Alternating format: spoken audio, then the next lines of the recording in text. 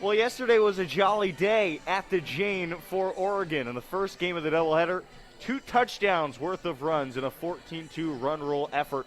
And then in the nightcap, the 34th no-hitter in program history and the first of McKenna Clethermis's career. We got another today, getting going about 10 minutes from now, and thanks so much for being here with us. Jordan Brenner alongside Xavier Aguiar. Let's talk a little McKenna Clethermis before we get to today's game. Yesterday, 7 innings, only 1 walk, hit a batter, faced 23, took her 102 pitches to no-hit the Loyola Marymount Lions. And oh, by the way, she struck out 15 hitters in the process. This Loyola Marymount lineup has been struggling, and McKenna Clethermis took advantage and had the game of her life to date. Aaliyah Jordan gonna step in. Eric Hawthorne will be calling balls and strikes. He sets into his spot. Yanez Twist comes to the plate. The first pitch today breaks away, 63 miles an hour. Aaliyah Jordan, number 23, had a 4-game hitting streak broken up yesterday. Did reach base in the first after she was hit by a pitch. Now the 1-0. Winds and fires. She swings and fouls it off the mask of McGowan to even the count at 1-1. I think that might have nipped Hawthorne right in the noggin. Yeah, he takes the helmet off. He's going to shake that off. Yesterday he was positioned at first base. Today that will be Sean Wells. Vince Price, the ump at second. And at third, it's Calvin Walker. A ball and a strike to Aaliyah Jordan, the 4-0-4 Bruins leadoff lefty. Here it is. Swing and a towering shot out to left center field. Pretty deep towards the wall. It's out of here. Oppo homer. Aaliyah Jordan. A pitch up in the zone. The Bruins shut out yesterday. Not today. A leadoff blast for Jordan. And for her, it's her second home run of the season. Bruins come out swinging. What do we start the game? What were we, 4 pitches in? It's good to see Hannah Gailey back up on her feet. Looks like she ran right into where the BS is, right between the duck and the O of the word Oregon in left center field. She's back on her feet, though. But what a start for the Bruins. No shutout today. Not waiting around. Brianna Perez, the 2-hole hitter. She swings at the first pitch. Pitch is in. She fouls it back, 0-1. And there's that first inning offense for UCLA once again, Bill. That is now 15 of 21 games this season where they've scored in the first inning. That is 39 runs in the first inning. The Bruins won, the Ducks nothing. Now the 0-1 to Perez. She fouls it back and out of play. Didn't even get a chance to settle into this ball game quite yet. Yanez is 14-0. The ERA now, after the homer, sits at 1.32. In 90 1/3 innings pitched, she's given up 17 earned runs, 138 Ks, 20 walks. The 0-2 home. Breaking pitch, there's the frisbee. It misses away, and it's 1-2. It was a pitch that locked up Perez a whole lot yesterday. She went 0 for 2, did work her way aboard on a walk in the 4th, but struck out swinging in the 1st and looking in the 6th. And is behind 1-2, and here it comes. Pitch located in. Perez does a good job just to waste it. A little slap swing, and she pops it foul behind home and out of play. Perez has had her share of struggles against this Duck program. She was 1 of 7 in the 2 meetings that they had down in Salt Lake City. Yeah, 5 for 29 career, 172 against Oregon for her storied career. Pitch is high and away, 2 balls and 2 strikes.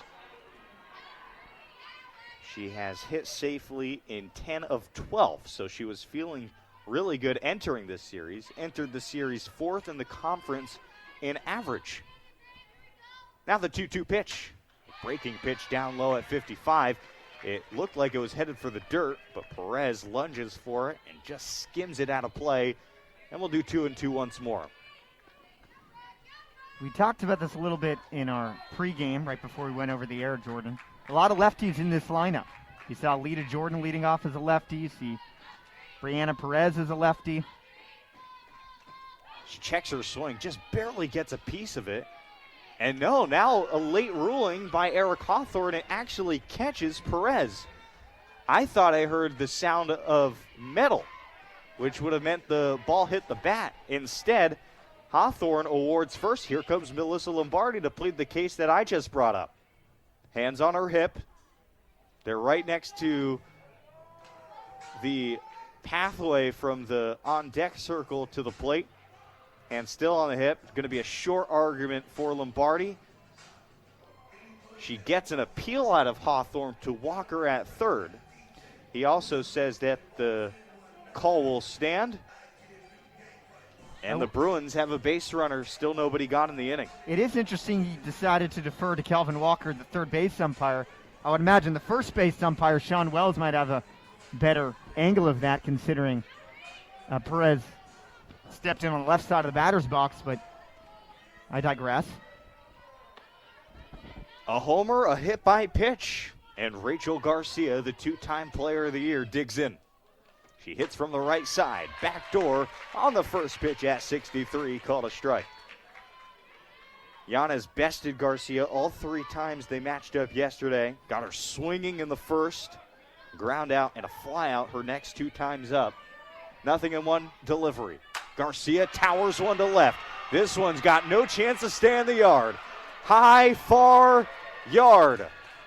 3-0 Bruins. And the second homer of the inning for UCLA. Rachel Garcia has hit her fifth home run of the season.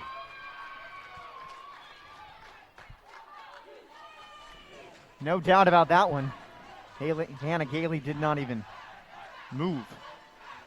I thought that one was destined to go over the net. A no-doubter from Rachel Garcia. One of the greats ever in the history of collegiate softball.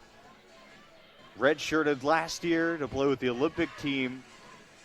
Player of the Year 2019, Player of the Year 2018. And in addition to her prowess at the plate, leads the conference in earned run average. 3-0 UCLA. What a start for the Bruins. And we mentioned both that they're great in first innings, Bill, and also that it's hard to keep this offense at bay 2 days in a row. And early on, McKenna Clee-Thermos will get loose in the Oregon bullpen. Now the righty Delaney Wiz. Backdoor a bit tall. Yanez staring down Hawthorne. A frustrated look. She thought it was a strike. Instead, the righty Wiz, only the second righty, only one of two righties in the lineup, she had 1-0. Now the next pitch drops down and below the zone. She swings and misses, and it's 1-1. Delaney Wiz is a .339 hitter, 6 homers, 19 runs batted in, and 6 doubles as well. Ball and a strike to her.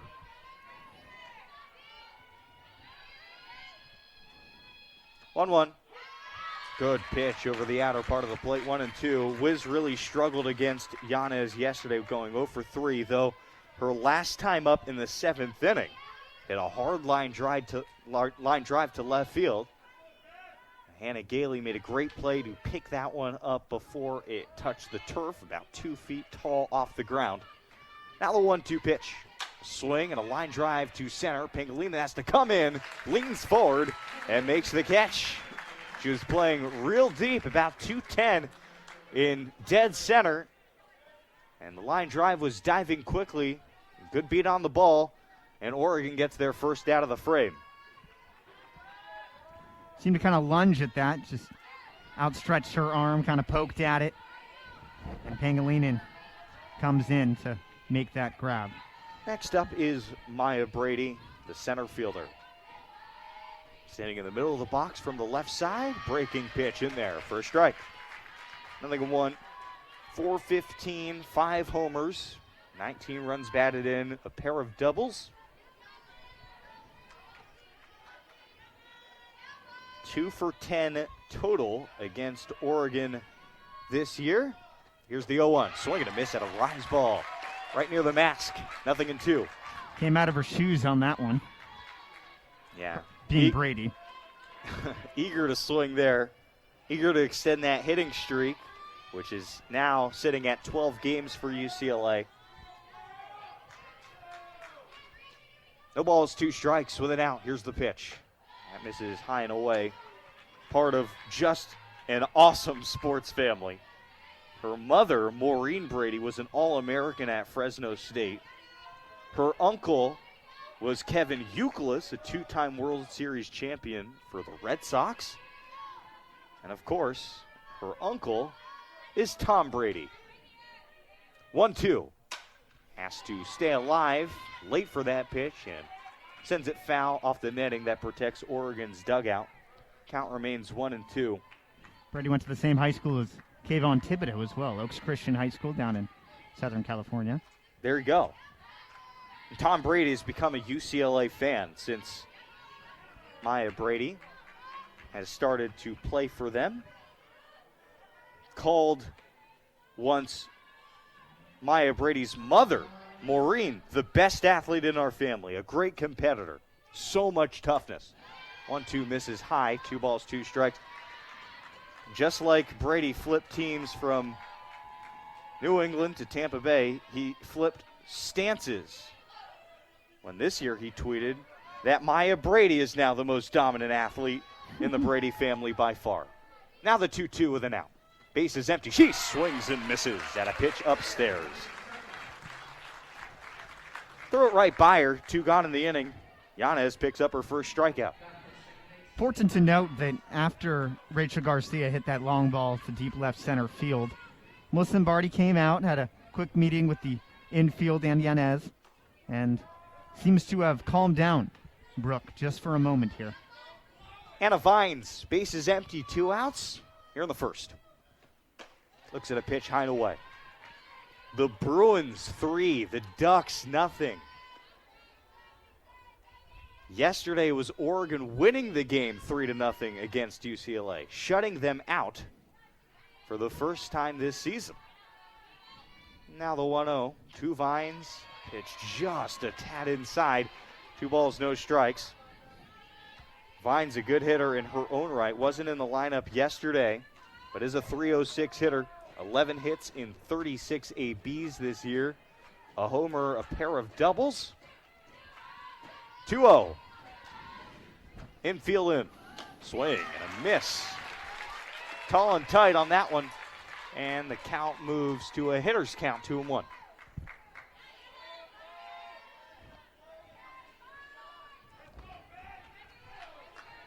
Oregon's offense will respond with Cruz, McGowan, and Bunker. 2-1 pitch. Swing and a miss. And Yanez looks to be finding the zone a little bit more frequently now, settling into this ball game. The Bruins jumped her. Clearly had a strategy coming to this game to attack up in the zone. Jordan, the lefty, took one to left center, and Garcia pulled a 2-run shot. As that one is swung on and missed. 2 Ks to end the frame, so Yanez ends the inning strong, but not before the Bruins get 3 runs on 2 hits, both homers, no errors, and nobody left on base. The Bruins 3, the Ducks nothing. They look to respond after a quick break on KWVA Eugene 88.1 FM. We're back at Autzen Stadium. 21-7, the Oregon Ducks lead the unranked Stanford Cardinal. 3:35 to play, third quarter of action. And it's the Ducks ball right at the 41-yard line. In this second half, Adam, I think the most important storyline to touch on is, well, yeah, the defense looked pretty good. The secondary looked strong, but how about this offensive line? An offensive line that is replacing 5 starters, including the Outland Trophy winner from last year in Panay Sewell. The push they got on the first drive of this third quarter should be awfully encouraging to an Oregon fan base that was probably biting their nails watching them in the first half. I mean, I was as well. It's just, I was surprised at the lack of false starts, the impressive amount of just being able to handle a talented, I know they're inexperienced, but it's still a talented Stanford D-line. And overall, just be in cahoots with Shuck. Shuck takes the snap out of the pistol. Fake the handoff to Verdell. Throw the screen pass out wide. It is dropped by Devin Williams. That's his second target. Made his first catch before we went to the break. And that time they keep trying to get him involved, but it just goes right through his fingertips. Yeah, I think he's a guy who isn't going to run a ton of deep routes, but someone you want to get in space and really create the offense for himself. It's pretty nice the Oregon Ducks offense can have their fourth best receiver be Devin Williams with Red, Pittman, and Johnson ahead of him. So 3rd down and 1.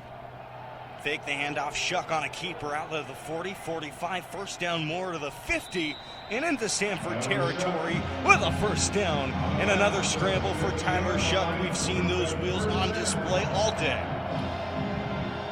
Yeah, I mean, I kind of mentioned in the first half they were getting the Stanford defense very comfortable to Verdell over and over and over again. But right here with a tired Stanford defense, because Oregon's getting the line pretty quick, running the quarterback can be deadly, just for stamina purposes alone. Out of the shotgun this time, Shuck facing pressure of 4. Throw it into the flat. DJ Johnson again, extra effort. Gets him to the 38, rather the 42. In Stanford territory, 8 more yards. DJ Johnson has emerged as one of Shuck's favorite targets today. Yeah, there was a lot of unexpecteds coming in this game, but DJ Johnson wasn't even one that we expected to be on the field. 2nd and 2. Fake the handoff. No, they give it to Verdell. That's going to be tough to adjust to this year. First down for Oregon to the 37-yard line. 5 more on the carry for Verdell. Back on the ball quickly. That's a staple in Joe Moorhead's system this year. Stanford loading the box. Snap it, play action pass, Shuck under duress immediately, breaks a couple tackles, reverses fields, he's at the 30, he's at the 25-20. What a scramble by Tyler Shuck for 17 yards. Tyler Shuck broke 2 tackles in the backfield, reversed fields, and he gets a first down in the gain of 17. Spectacular play by Oregon's new quarterback. That was really nice. It was really, really nice. He was in the pocket, ran to the left, saw absolutely nothing there. The deep route was on the opposite side of the field. That's way too dangerous of a look to take, even if it is one-on-one, because that's a really easy ball to underthrow. So he said, hey, there's open space there for a reason because of the go route. Let me take it to that side of the field, and that's exactly what he did. Gained about, 15, 20 yards? Tyler Shuck really heating up here at Autzen. Fake the handoff. Throws a strike on a skinny post route to Johnny Johnson III. Catch made at the 9-yard line.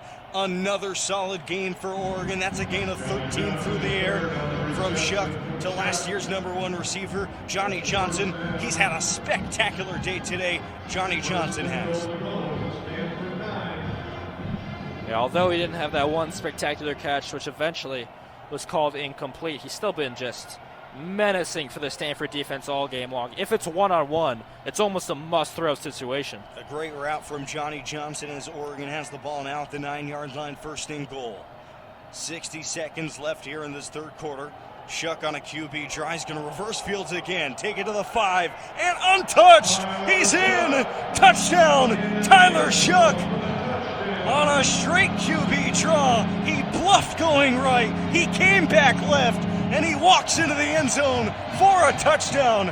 Oregon pouring it on, 27-7 Ducks, and 4 unanswered touchdowns against the Cardinal. If you had a textbook of a Joe Moorhead play from your quarterback, it's that right there. I don't know if he bluffed going right or the play call was right. Nonetheless, Shuck, under my mask here, he dropped my jaw. That was very, very impressive. He beat for speed about 4 guys, as your extra point is good here. Tyler Shuck getting it done on the ground and through the air. Our halftime show consisted of questioning whether he should come out in the second half. You know what, Adam? We were questioning it at times too. Tyler Shuck has answered the call. This Oregon offense has looked prolific, especially here in the second half. 14-0 here in the second half at 28-7 all told. Quick break. Back in a moment on KWVA Eugene 88.1 FM.